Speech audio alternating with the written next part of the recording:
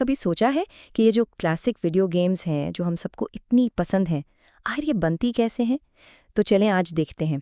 आज हम पाइथन का इस्तेमाल करके मशहूर ज़माना गेम माइनस्वीपर के कोड के अंदर झांकेंगे और समझेंगे कि एक सादा सा आइडिया एक मुकम्मल गेम में आखिर बदलता कैसे है।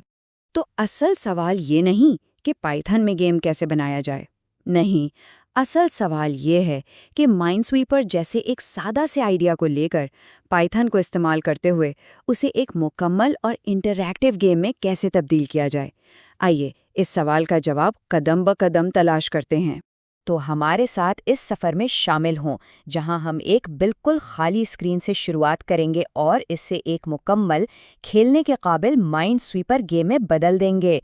और हाँ, हर कदम को बिल्कुल बारीकी से समझेंगे। हर सफ़र की शुरुआत एक कदम से होती है ना? और गेम डेवलपमेंट की दुनिया में वो पहला कदम है गेम विंडो बनाना।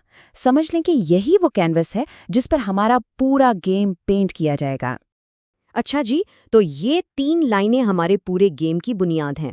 हम पाइथन की एक बिल्ट इन लाइब्रेरी टिकंटर इस्तेमाल कर रहे हैं, जो रूट इक्वल्स टीके वाली लाइन है। वो एक बुनियादी सी विंडो बना देती है। लेकिन असल जादू वो है रूट डॉट मेन लूप में। ये एक ना खत्म होने वाले लूप की तरह है जो मुसलसल हमारे एक्शंस का इंतजार करता है, जैसे माउस क्लिक्स या कीबोर्ड इनपुट्स, और हमारी विंडो को स्क्रीन पर जिंदा रखता है। अगर ये ना होना तो प्रोग्राम 1 सेकंड में चलकर बंद हो जाएगा। तो एक खाली विंडो तो बन गई, लेकिन हम इसे अपनी मर्जी से सेट कर सकते हैं। ज्योमेट्री से हम इसका साइज तय करते हैं, टाइटल से इसका नाम रखते हैं और कॉन्फ़िगर से बैकग्राउंड का रंग बदल देते हैं। यहाँ रीसाइजेबल फॉल्स फॉल्स बहुत अहम है। ये खिलाड़ी को विंडो का साइज बदलने से रोकता है, जिससे हमारा गेम बोर्ड का लेआउट हमेशा वैसा ही रहता है जैसा हमने डिज़ाइन किया है। कोई गड़बड़ नहीं होती। चले, हमारा कैनवस तो तैयार है, लेकिन अब वक्त है असल चैलेंज का, यानी अपने कोड को साफ सुथरा, मुनज़्ज़म और समझने के काबिल कैसे रखा जाए। यही चीज़ एक अच्छे और एक उलझे हुए प्रोजेक्ट में फ़र्क पैदा करती है। यहाँ एक बहुत आम मसला देखें। हमने विंडो के साइज के लिए 1440 जैसी वैल्यूज़ सीधा कोड में लिख दी हैं। अब सोचें, अगर हमें बाद में गेम का साइज बदलना पड़ा तो हमें हर जगह ये नंबर ढूंढकर बदलना पड़ेगा। कितना मुश्किल काम है। इसका बेहतरीन हल है एक अलग settings.py फाइल बनाना। बस तसव्वुर करें कि सिर्फ एक फाइल में चौड़ाई का नंबर बदला और पूरा गेम बोर्ड खुद ब खुद इसके मुताबिक ढल गया। यही तो ताकत है मॉड्यूलर कोड की। अच्छा, अब अपने यूज़र इंटरफेस को मुनज़्ज़म रखने के लिए हम फ्रेम्स का इस्तेमाल करते हैं। फ्रेम्स को हमारी विंडो के अंदर अलग अलग खानों या डब्बों की तरह समझ लें। हम एक खाना टॉप बार के लिए बना सकते हैं, जहां गेम का टाइटल हो, एक साइड पर स्कोर के लिए, और सबसे बड़ा वाला खाना हमारे मेन गेम एरिया के लिए। इस तरह हर चीज़ अपनी जगह पर बिल्कुल साफ सुथरी। अब हमारे हैं अपने गेम के बिल्कुल मरकज़ की तरफ, उसके दिल की तरफ। ये है सेल क्लास। ये वो बुनियादी ईंट है जिससे हमारे गेम बोर्ड का हर एक चौकोर खाना बनेगा। तो ये क्लास आखिर है क्या? बहुत आसान है। इसे एक नक्शा या ब्लूप्रिंट समझे। जैसे घर का नक्शा होता है ना, वो बताता है कि घर कैसा होगा, इसमें कितने कमरे होंगे वगैरह। बिल्कुल इसी तरह क्लास हमें बताती है कि कोई चीज़ कैसी होगी, उसकी खुसूसियात क्या होंगी और वो क्या कर सकेगी। जब हम इस नक्शे से एक हकीकी सेल बनाते हैं तो उसे कहते हैं ऑब्जेक्ट। ये देखें, ये हमारी सेल क्लास की शुरुआत है।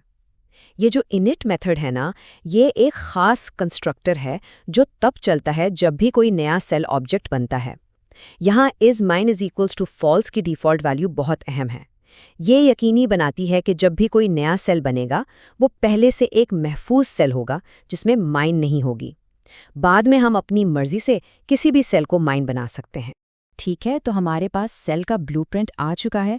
अब वक्त आ गया है कि इस नक्शे को हकीकत में बदलें और क्लिक किए जाने वाले चौकोर खानों का पूरा ग्रिड बना डालें।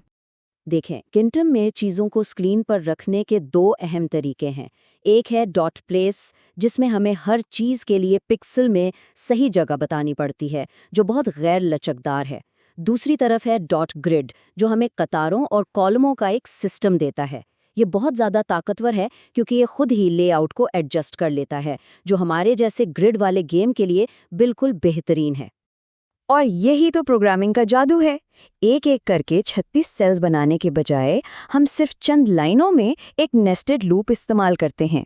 बाहर वाला लूप कतारों के लिए चलता है और अंदर वाला लूप कॉलमों के लिए, और हर बार ये एक नया सेल ऑब्जेक्ट बनाकर उसे सही जगह पर रख देता है। बस इस तरह हमने मौसर तरीके से पूरा बोर्ड तैयार कर लिया। हमारा बोर्ड खूबसूरत तो लग रहा है, लेकिन अभी ये खामोश है, बेजान है। अब वक्त है कि इसे आवाज़ दी जाए और इसे इस काबिल बनाया जाए कि ये हमारे क्लिक्स पर कोई रद्द-ए-अमल ज़ाहिर करे। यहाँ काम आता है डॉट बाइंड मेथड। इसे एक पुल की तरह समझें जो सारिफ के एक्शन जैसे माउस क्लिक को हमारे कोड में मौजूद एक मखसूस फंक्शन से जोड़ता है। तो जब भी वो एक्शन होगा, ये पुल फौरन उस फंक्शन को कॉल करेगा। अच्छा, तो हम अलग अलग क्लिक्स को पहचानते कैसे हैं? टिकेंटर उसके लिए मखसूस स्ट्रिंग्स इस्तेमाल करता है। मिसाल के तौर पर हम बटन 1 यानी लेफ्ट क्लिक को सेल खोलो वाले फंक्शन से जोड़ देंगे और बटन 3 यानी राइट क्लिक को माइन पर झंडा लगाओ वाले फंक्शन से जोड़ देंगे। इस तरह हम गेम को पूरा कंट्रोल दे देते हैं। अब हम दाखिल हो रहे हैं गेम के दिमाग में। ये वो मंतिक है, वो लॉजिक जो हर क्लिक की किस्मत का फैसला करेगी, माइंड्स को बोर्ड पर बिखेरेगी और जीत या हार का तयन करेगी। और ये देखें पाइथन की लाइब्रेरियों की खूबसूरती। एक लंबा चौड़ा एल्गोरिदम लिखने के बजाय हम रैंडम लाइब्रेरी का सैंपल फंक्शन इस्तेमाल करते हैं। सिर्फ एक लाइन का कोड हमारी तमाम सेल्स की लिस्ट में से बेतरतीब तौर पर कुछ सेल्स चुनता है और हम उन्हें माइंस करार दे देते हैं। बस इतना आसान और इतना ताकतवर। ये शायद गेम का सबसे ज़हीन हिस्सा है। जब कोई खिलाड़ी किसी सेल पर क्लिक करता है तो हमारा कोड इसके इर्द गिर्द के 8 पड़ोसियों को देखता है, उनमें से माइंस को गिनता है और जो भी गिनती आती है उसे उस सेल पर दिखा देता है। तो खुलासा क्या है? पड़ोसियों को देखो, माइंस गिनो और नतीजा दिखा दो। सादा मगर बहुत मौसर। तो हमने एक खाली फाइल से शुरू किया और एक मुकम्मल काम करने वाला माइनस्वीपर गेम बना लिया। अब गेम बनाने के जो बुनियादी उसूल हैं वो सब मालूम हो चुके हैं। तो सवाल ये है कि अब कौन सा शानदार गेम बनाया जाएगा? दुनिया आपके हाथ में है।